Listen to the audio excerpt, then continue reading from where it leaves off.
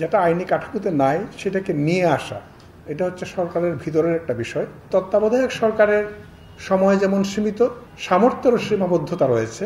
আজকে আমরা যে অনুষ্ঠানটিতে সমবেত হয়েছি এটা খুবই একটা ব্যতিক্রমী অনুষ্ঠান। আজকে যে রেলওয়ে আনুষ্ঠানিকভাবে হিন্দু ধর্মীয় এবং ইসলাম ধর্মীয় প্রতিষ্ঠানকে জমি হস্তান্তর করতে যাচ্ছে, এটা আমি এসে শুনলাম রেলওয়ে আইনেও তা নাই। ফলে ওনাদের এই কাজটি করতে গিয়ে অনেক অনেক পথ পাড়ি দিতে হয়েছে।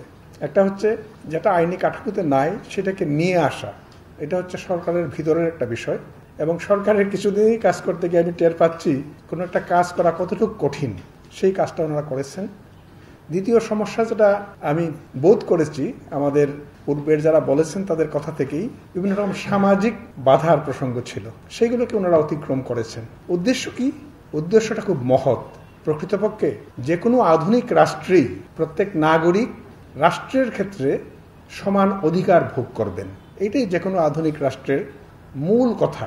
এবং সেখানে কেউই তার ধর্ম, তার বর্ণ, তার জাতি কোনো পরিচয়ে বৈষম্যের শিকার হবে না। এবং এই বিষয়টা আমাদের দেশে হচ্ছিল না বলেই, আমাদের দেশে বৈষম্য পুঞ্জীবিত হচ্ছিল বলেই মানুষের মধ্যে ক্ষোভের সঞ্চার হয়েছে।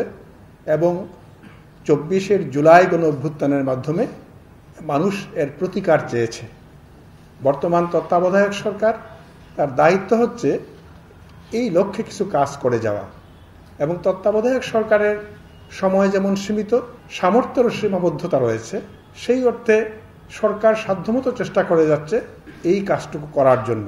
এবং আজকের এই অনুষ্ঠান সরকারের সদিচ্ছার একটা প্রতিফলন।